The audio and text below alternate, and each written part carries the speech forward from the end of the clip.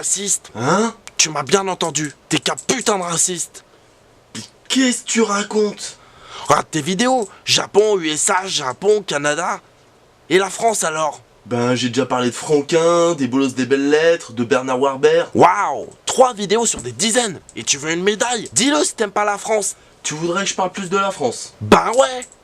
S'il y a que ça pour te faire plaisir.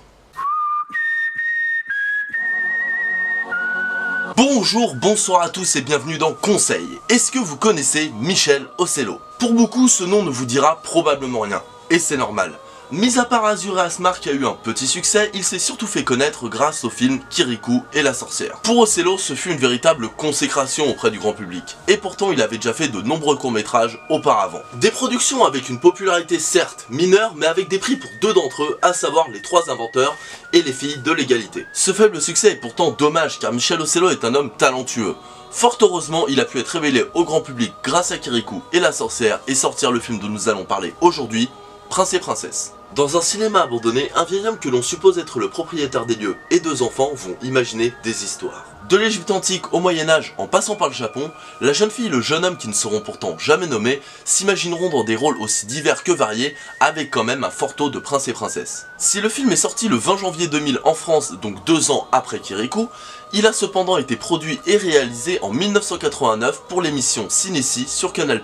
Et c'est l'une des raisons qui me fait autant aimer Kirikou. Outre son originalité dans le paysage audiovisuel français, sa fraîcheur, son histoire, ses thématiques, ses graphismes, c'est surtout parce qu'il a permis à Prince et Princesse d'avoir une grande diffusion que je lui en suis reconnaissant. Sans Kirikou, et moi compris, je pense que beaucoup de gens seraient passés à côté des œuvres du réalisateur. Personnellement, j'ai connu le film à sa sortie, et quelle claque ça a été! On t'a frappé? Michel Ocello est un original, comparé aux Américains et aux Japonais qui sont deux grandes figures de l'animation dans le monde, mais même en France il met un point d'honneur à faire en sorte de toujours contourner les codes qui sont établis. En France, on a une vraie tendance à vouloir contourner les codes nippo-américains, et Michel Ocello est pour moi le plus grand représentant du genre. On le voit avec Kirikou qui allie originalité et classicisme, avec Azur et Asmar qui va un peu plus vers l'exotisme, mais pour moi c'est vraiment avec Prince et Princesse qu'on voit sa patte si particulière. En évidence on notera les ombres chinoises, et bien que ce procédé soit utilisé de temps en temps, il est vraiment très rare de voir un film composé uniquement avec ça. Ensuite pour son format, ce n'est pas un film avec un début, un milieu et une fin, mais 6 courts-métrages qui sont imbriqués en un seul long-métrage. Et ensuite les histoires en elles-mêmes, avec tout ce que ça implique en morale, divertissement et thématique. Mais voyons ça de plus près. Le visuel est juste sublime, les ombres chinoises sont parfaitement utilisées et donnent même un petit effet spectacle aux enfants. Ce genre de spectacle qu'on peut avoir en colo ou en spectacle de fin d'année, mais en film. Avec le noir et blanc et la technique utilisée, on pourrait s'attendre à un tout morne et grossier, ou prévisible, qui serait plus ton genre, mais non. Des arrière-plans colorés égayent l'image et servent même à appuyer la métaphore du moment. Par exemple, les princes sont en bleu, les princesses en rose, et en Égypte, le fond est jaune. Et pour le stéréotype de la fille en rose et le garçon en bleu, on peut trouver ça un peu cliché, mais moi je pense que c'est surtout maladroit. À mon avis, Michel Ocello a voulu justement simplifier les choses et que ce soit vraiment iconique et thématique pour les enfants. Une façon pour eux de comprendre. Ainsi, par la couleur, on comprend tout de suite qui est qui fait quoi, c'est plus facile à comprendre et ça instaure une très belle ambiance. L'ambiance apportée grâce aux couleurs est d'ailleurs superbe. Un apaisement et un réconfort est très facilement installé ou au contraire une tension. On a souvent affaire à des fonds unis ou alors à des dégradés très légers et pourtant j'ai l'impression que le travail sur les couleurs a été très minutieux. Plusieurs teintes ont d'ailleurs beaucoup dû plaire au réalisateur étant donné qu'on voit certaines récurrences dans le reste de ses œuvres. Malgré les ombres chinoises qui font très papier et d'ailleurs donnent un vrai cachet supplémentaire à l'œuvre, le visuel regorge de détails comme les plantes, les animaux ou les bijoux qui sont un vrai travail d'orfèvre. Et t'en es fier de celle-là?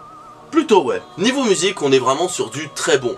À la fois envoûtantes, se mariant parfaitement avec les différentes scènes tout en les renforçant, elles font en plus totalement écho au conte traditionnel. Le seul bémol que je donnerais, ce serait la musique d'introduction.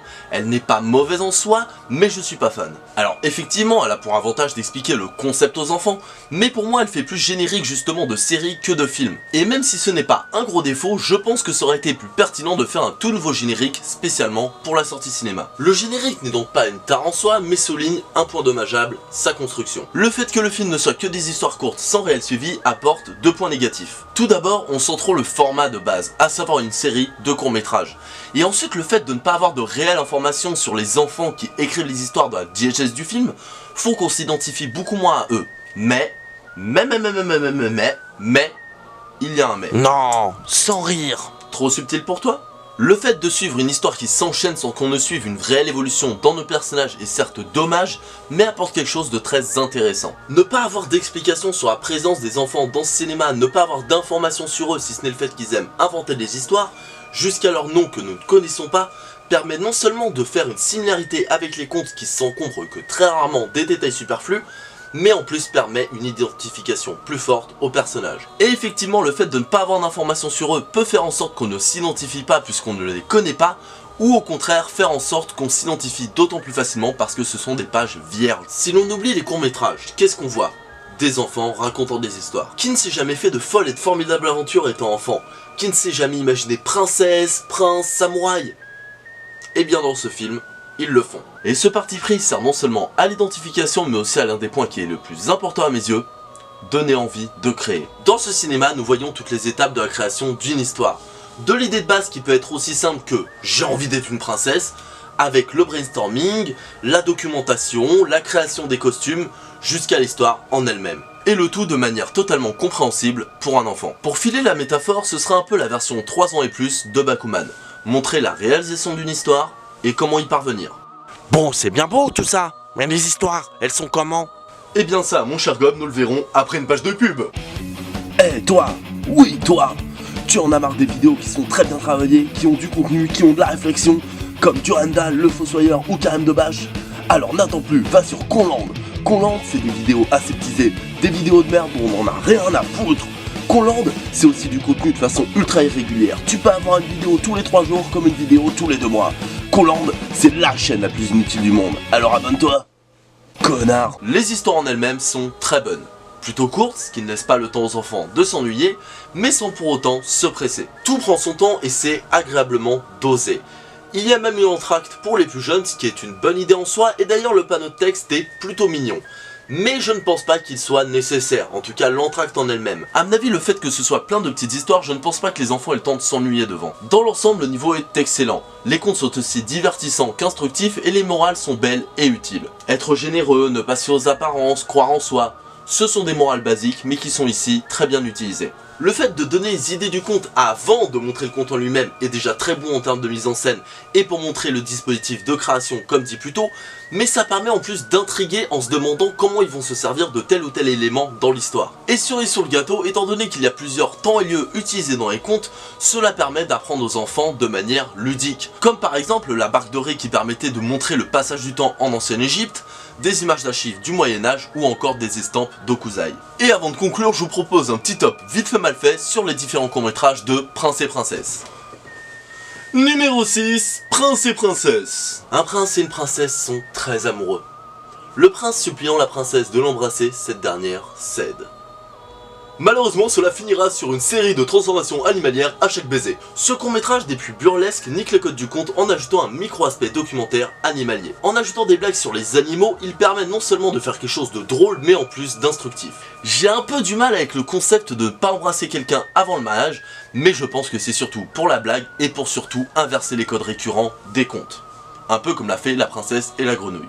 Dans ce conte, la moralité nous dit que les phrases ne sont que des phrases, que c'est dans l'adversité qu'on voit que l'on aime vraiment quelqu'un, et que le sexe, et j'entends homme ou femme par sexe, n'est pas vraiment important. Numéro 5, le garçon des figues. En ancienne Égypte, un pauvre jeune homme vit sur un figuier. Étant en hiver, son figuier ne produit malheureusement pas de figues, et est la cause de la raillerie de son voisin. Pourtant, par un procédé magique et miraculeux, son figuier fait des figues des plus savoureuses. Le jeune homme décide alors d'offrir ses figues à la reine d'Égypte afin qu'elle profite de ce miracle. Comme beaucoup de courts-métrages de Michel Ocello dans ce film, il y a un petit côté répétition qui pourrait paraître monotone, mais qui ne l'est pas tant que ça au final. Et souvent, comme dans les courts-métrages de Michel Ocello, il arrive à faire en sorte que le côté répétition ne soit pas ennuyeux en ajoutant une morale qui est plutôt sympathique, à savoir toujours être honnête et être généreux. Numéro 4, le manteau de la vieille dame. Dans le Japon du 19e siècle, une vieille dame avec un magnifique manteau rentre chez elle. Un jeune homme lui propose alors de la raccompagner chez elle en la portant sur son dos. Mais l'homme est en fait un bandit voulant s'accaparer le manteau de la dame. Le Japon est ici très bien représenté, que ce soit dans les maisons, les manteaux ou les paysages. Et comme dit dans la préparation de ce court-métrage par les enfants, et le vieil homme, il y a vraiment une inspiration estampe et surtout de Kusai qui fait vraiment très plaisir à voir, autant comme adulte par la beauté visuelle et pour les enfants qui permettent de connaître ce très célèbre peintre japonais. Le comique de situation permet d'ailleurs de justifier de voir autant de paysages qui sont d'ailleurs très bien adaptés par Michel Ocello, soit tels qu'ils sont, ou soit avec sa patte. Un clin d'œil à la poésie japonaise est inséré dans l'œuvre, qui est d'ailleurs très sympathique et très bien utilisé. Si je devais donner un petit défaut, ce serait que le court métrage est un petit peu long au milieu, mais il se rattrape très facilement avec sa fin. La fin où on voit d'ailleurs très bien le fameux manteau qui est juste magnifique. Moralité, le travail mérite une récompense et il faut arrêter d'être trop rapide et se permettre d'apprécier ce qu'on a devant soi, d'attendre et de profiter. Numéro 3, la princesse des diamants. Une princesse est prisonnière par un monstre. Le seul moyen de la délivrer est de ramasser tous les morceaux de diamants de son collier tombés au sol avant que le sablier qui est coincé dans les mains de la princesse ne se termine. Le cas échéant, la personne se retrouvera alors transformée en fourmi. Il y a un setup play vraiment plutôt cool dans ce court métrage et une moralité qui est certes logique mais sympa, qui est tout simplement tuer c'est mal. Même une fourmi, tuer c'est mal. L'histoire est assez simple en soi, mais le visuel, le son et le montage font qu'il y a une tension dans ce court métrage qui est absolument grandiose et montre tout le talent d'Ocello. Numéro 2, la reine cruelle et le montreur de Fabulo. Dans un futur lointain, une reine seule et cruelle a un jeu auquel tous les hommes peuvent participer. Ils doivent échapper à un méga radar et celui qui réussira à lui échapper l'épousera. Dans le cas contraire, c'est la mort par désintégration. Le concept de l'achat c'est vraiment sympa et il y a des moments à la fois drôles et ingénieux. Je n'ai pas beaucoup parlé de la musique dans cette vidéo et même si elle est très bonne dans tout le film, c'est vraiment dans ce court métrage qui a la meilleure, à savoir celle interprétée par le Fabulo. À la fois envoûtante et magnifique, cette musique est totalement phare pour le film. Le twist final en lui-même est vraiment cool et bien amené, mais malheureusement un peu incohérent. La fin est vraiment très belle avec une morale et une psychologie parlant de la solitude et de l'image que l'on donne de soi. Une psychologie très intéressante et vraiment bien amenée qu'on ne voit pas vraiment dans les autres courts-métrages, si ce n'est dans numéro 1, le château de la sorcière. Dans un royaume moyenâgeux, un roi promet la main de sa fille au premier qui réussira à vaincre une sorcière, cloîtrée dans un château aux mille et une défenses. Si on regarde le court-métrage d'un point de vue d'enfant, le château est absolument magique. Avec ses défenses aussi drôles qu'ingénieuses comme le dragon qui avale les boulets pour les recracher avec les fesses, tout ceci fait développer l'imaginaire. Visuellement c'est beau et varié comme avec les installations de la sorcière, mais c'est surtout dans le lac souterrain où c'est absolument magnifique, avec des jeux de lumière et de couleurs grandioses. Moralité, croire en ses forces même si on n'est pas grand chose et que tout le monde doute de vous, ne passez aux apparences, demandez au lieu de forcer, et le choix que tout le monde voudrait n'est pas forcément le vôtre. Pour conclure, au-delà de Prince et Princesse, je vous conseille Michel Ocello. Dans l'animation française, on ne voit que trop peu de personnes qui ont à la fois un imaginaire et le talent nécessaire pour parvenir à le mettre en place. Voyez plus loin que Kirikou et essayez le reste de Michel Ocello. Les États-Unis et le Japon ont beau faire de l'animation avec talent, Michel Ocello nous montre que l'animation française n'est pas en reste. Et voilà, ce conseil est terminé, j'espère qu'il vous aura plu. Dans tous les cas, je vous invite à laisser vos avis dans les commentaires. Si vous avez aimé, vous pouvez aussi partager, liker, vous abonner à la chaîne. En attendant, passez une bonne journée, soirée, insérer votre espace-temps. Lapin, lapin, lapin, on voit rien de mon lapin. Lapin en langue chinoise, c'est vraiment un lapin de merde.